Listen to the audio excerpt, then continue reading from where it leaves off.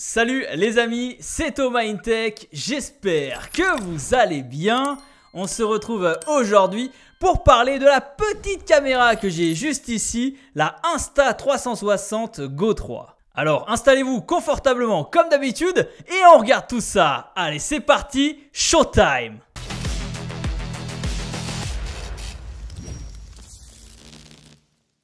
Pour ce qui est du design de la Insta360 Go 3, eh bien, ils n'ont pas cherché à révolutionner la chose. Ça rappelle beaucoup par rapport à son prédécesseur, la Go 2. À l'arrière, donc, on retrouve un connecteur spécifique et une surface magnétique pour une fixation facile sur des surfaces métalliques. Autant vous dire que vous pourrez l'accrocher un peu partout dans les lieux publics et je trouve ça super pratique. Sur le devant de la caméra, on a bien sûr l'objectif, un petit indicateur et un micro. Et il y a même un deuxième micro qui se cache sur le côté de la caméra. Et écoutez, le micro, je le trouve excellent. Allez, on fait un petit test du micro comme promis. Et franchement, je trouve que cette petite machine capte très bien le son. Alors il y a deux micros comme je viens de vous dire, un devant et un dessous. Et franchement, même pour vlogger là, comme ça, si je me promène dans mon studio, eh bien vous voyez que finalement ça rend très bien. Donc si vous avez envie de vlogger et vous cherchez une caméra, eh bien l'Insta360 Go 3, sachez qu'elle a des très bons micros. Alors sa caractéristique principale, c'est son poids, seulement 35 grammes sur la balance. Et sa taille également qui en fait la plus petite caméra d'action au monde. Regardez, elle fait la dimension de mon pouce. C'est du n'importe quoi, c'est complètement aberrant. Autre point sympa, cette caméra est conforme à la norme IPX8, ce qui veut dire qu'elle peut résister à une immersion jusqu'à 5 mètres de profondeur. Donc pour aller faire un petit tour sous les fonds marins, ça peut être très intéressant. Alors la grande nouveauté de cette Insta360 Go 3, c'est également son boîtier, son Action Pod. Il remplace donc le boîtier de charge des versions précédentes et propose des boutons de contrôle ainsi qu'un écran tactile monté sur une charnière. Vous le voyez, quand la caméra est dans son Action Pod, on a vraiment l'impression d'avoir une GoPro entre les mains. L'écran tactile sert de viseur et permet de naviguer dans les différents menus.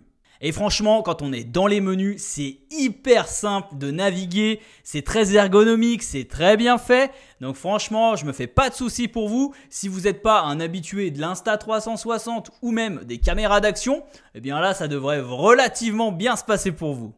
Et c'est vrai qu'avec cet Action Pod, d'avoir un retour écran comme ça, c'est super pratique. Et le retour écran est relativement rapide en plus de ça. Donc je trouve que c'est un vrai point positif d'avoir cet écran sur l'Action Pod. Maintenant, au niveau de la batterie de cette Insta360 Go 3, eh bien j'ai beaucoup de choses à dire. Et je trouve que là, ils ont réussi quelque chose de vraiment très fort. Puisque si vous utilisez donc uniquement la petite caméra juste ici, vous avez à peu près 35-40 minutes d'utilisation. Donc déjà, c'est excellent. Et après, si vous venez, hop, la regreffer dans l'Action Pod, elle va se recharger et vous pourrez même filmer. Elle va recharger et vous pourrez filmer en même temps. Donc ça, c'est hyper intéressant. Bon, surtout que sur cette caméra-là, vous n'avez pas des batteries externes comme vous pouvez avoir sur des GoPro. Là, c'est un mode de fonctionnement qui est complètement différent. Tout est intégré et je trouve ça plutôt intéressant et vous pourrez partir faire une longue session par exemple de ski, de natation, de ce que vous voulez. Vous pourrez filmer sans recharger et je trouve que c'est un vrai plus et c'est ce que j'adore sur cette Insta360 Go 3. Également, je ne voulais pas mentionner dans la vidéo, mais sachez que cette caméra se recharge donc en USB-C directement. Donc on a un port sur le côté de la caméra et donc c'est vrai que c'est ultra pratique en USB-C. Maintenant c'est full USB-C de partout, donc vous trouverez un câble facilement même en déplacement si vous avez besoin de remettre un petit coup de recharge. Alors pour utiliser et profiter de cette Insta au maximum, il faut bien évidemment des accessoires. Et ça tombe bien puisqu'elle est livrée avec pas moins de 4 accessoires pour le premier pack. Le premier accessoire, c'est un verre de protection pour l'objectif qui est déjà prêt installé sur votre objectif. Ensuite, on retrouve un pendentif magnétique. On le porte tout simplement autour du cou comme un collier et ça permet donc de fixer la caméra sur un t-shirt grâce à l'aimant. Et franchement, c'est un des accessoires que j'utilise le plus parce qu'il est hyper discret en fait. Donc en plus c'est invisible et ça permet de faire des vues un peu différentes de ce qu'on a l'habitude de voir. Et donc on voit nos mains, on est à mi-hauteur et je trouve que c'est plutôt intéressant de filmer avec ce genre d'accessoires. Ça apporte un petit charme. Après on a l'EasyClip qui est un support en plastique pour fixer la caméra sur une casquette par exemple. Et je trouve que c'est très pratique également. Et enfin, dernier accessoire fourni dans le pack, c'est le support pivotant. Il est équipé d'un pied adhésif et d'un support orientable, ce qui permet plein d'options de fixation. Vous pouvez par exemple le mettre sur votre tableau de bord de voiture. Vous pouvez le mettre en hauteur, par exemple sur une hotte ou sur un meuble haut en cuisine pour montrer ce que vous êtes en train de cuisiner. Enfin, il y a plein de possibilités et je trouve ça super intéressant. Et pour conclure, vraiment tous les accessoires de ce pack démarrage sont hyper intéressants et ça vous permet de créer différentes vidéos plus ou moins créatives. Voilà, ça sera à vous d'avoir de l'imagination. Mais au moins avec ce pack de départ, vous allez pouvoir faire plein de choses. Maintenant, pour ce qui est de la qualité d'image de cette Insta360 Go 3, eh bien, je dois dire que je suis pas déçu puisqu'elle permet d'enregistrer des vidéos donc en 2,7K à 30 images par seconde. Elle peut même monter jusqu'à 50 images par seconde en 1440p ou même en Full HD. Donc ça permet quand même d'avoir plusieurs options sous la manche et de créer des plans en fonction de ce que vous souhaitez faire. Est-ce que vous souhaitez avoir du ralenti ou non? Est-ce que vous souhaitez avoir une meilleure stabilisation ou non? C'est vraiment vous qui voyez ce que vous souhaitez créer et vous pourrez le faire. Et moi, pour l'avoir testé un petit peu partout, j'ai fait du karting avec, j'ai conduit avec, j'ai marché, je me suis promené, je l'ai même mis sur le dos de mon chien. Enfin, j'ai fait pas mal de tests avec et je dois dire que l'image est très belle. Franchement, sur un smartphone, ça rend très bien et elle est surtout très bien stabilisée. Donc, elle fait bien le job sur ce point-là. Je dois dire bravo Insta, c'est vraiment réussi. Toujours pour faciliter votre expérience et même pour la rendre meilleure, Insta a créé une application dédiée pour justement gérer au mieux donc vos fichiers photos, vidéos, pour pouvoir notamment les retoucher, les monter, faire du montage vidéo. Vous aurez même donc une intelligence artificielle qui va permettre de vous créer des films sur mesure en fonction des clips. Donc tout se fera automatiquement si vous le souhaitez. Enfin, l'appli est ultra complète, je trouve.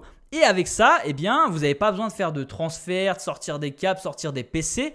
Non, la connexion se fait tout de suite entre le boîtier et votre smartphone. Et donc, voilà, en 2-3 mouvements, vous faites votre montage, vous récupérez vos photos et vous les publiez sur les réseaux sociaux, en story, en reels, en ce que vous voulez. Et là encore, eh bien, la facilité est là. Et donc, eh bien, quand c'est facile, eh bien, on l'utilise plus souvent. Et donc là encore, je trouve que Insta a super bien fait les choses. Maintenant, parlons du prix de cette Insta360 Go 3. Et donc, ça débute à partir de 429 € pour le pack standard et c'est 32 Go de stockage. Alors, autant vous dire que 32 Go, c'est vraiment pas assez. Moi, je vous conseillerais vraiment de partir au minimum sur le 64. Alors, forcément, ça augmente un peu le tarif. Mais ce qu'il faut savoir avec ce petit boîtier, cette petite Insta360, eh bien, c'est que vous ne pouvez pas mettre de carte SD à l'intérieur. Donc, tout l'intérêt de prendre de base une version assez complète qui va vous permettre de réaliser un maximum de films et surtout de ne pas vous limiter ou vous brider. Voilà. Ça, c'est mon petit conseil. Après, c'est vrai que ça représente quand même un coût qui est assez important. On est proche des 500 € sur les 64 Go. Mais soyez attentifs car sur le site en ce moment jusqu'au 14 septembre, il y a des promotions. Donc allez jeter un petit coup d'œil, je vous mets bien sûr le lien dans la description de cette vidéo. Pour conclure les amis, alors qu'est-ce que j'en pense de cette Insta360 ? Alors moi je trouve déjà que c'est une caméra qui est accessible à tout le monde et qui a vraiment beaucoup d'atouts. La qualité d'image elle est top, la stabilisation elle est impressionnante et les accessoires qui sont fournis dans le pack de démarrage, eh bien ils sont super bien pensés et ils vous permettent de faire plein de choses. Elle est aussi étanche jusqu'à 5 mètres, donc là aussi c'est un vrai point fort pour aller filmer sous la mer, dans un lac, dans votre piscine. Enfin voilà, c'est toujours un plus de pouvoir l'utiliser pour aller dans l'eau. Par contre, vous devez savoir quand même que cette Insta360 a quelques limites. Vous ne pourrez pas aller dans l'eau avec l'Action Pod. Ça, c'est pas possible pour le moment. Il résiste juste aux éclaboussures d'eau. Par contre, voilà, comme je le disais juste avant, vous pouvez y aller avec ce petit module, hein, mais pas avec celui-ci, attention. Vous ne pourrez pas mettre deux cartes SD, voilà, il faut le savoir. Vous ne pourrez pas non plus ajouter des batteries, ça c'est pas possible. Voilà, c'est à peu près tout ce que je dirais pour cette Insta360. Après, elle remplit complètement son rôle. C'est-à-dire que c'est une caméra qui est minuscule, légère. On peut l'utiliser facilement. C'est vraiment le mot, je dirais. C'est facile et accessible à tous. Donc, pour moi, c'est un vrai coup de cœur. C'est ma caméra d'action pour cette année. Je vais l'utiliser pour créer du contenu sur TikTok, Instagram et pourquoi pas même pour des vidéos YouTube. Voilà, en tout cas, je vous le dirai quand je l'utiliserai. Mais c'est un produit que j'ai apprécié tester. J'espère en tout cas que cette vidéo vous aura aidé à prendre une décision ou non. Et si vous avez des questions, n'hésitez pas, vous me les posez dans les commentaires. Et puis, j'y répondrai avec un grand plaisir. Parfois, c'est vrai que je passe un peu à côté des commentaires. Donc, n'hésitez pas à venir sur Instagram, à m'envoyer des DM. Je le vois systématiquement. Comme ça, je vous répondrai au pire sur Instagram si jamais je ne vous ai pas répondu sur YouTube. Voilà, en tout cas, j'espère que ça vous aura plu. Si c'est le cas, n'hésitez pas à me laisser un gros pouce bleu dans la barre des pouces bleus. Ça fait toujours plaisir. À me dire en commentaire ce que vous pensez de ce produit. Et enfin, si vous n'êtes pas encore abonné à la chaîne, eh bien abonnez-vous. Maintenant, il y a au moins 400 vidéos sur la chaîne entre les vidéos longues et les YouTube Shorts. Je fais un max de contenu, il y a beaucoup de choses. Donc, n'hésitez pas à rejoindre l'univers si vous aimez la tech, le gaming, les astuces tech, etc. Je propose énormément de choses, donc je compte sur vous pour vous abonner. Sur ce, les amis, on se retrouve très vite pour de nouvelles vidéos. Prenez soin de vous et à la prochaine. Allez, salut!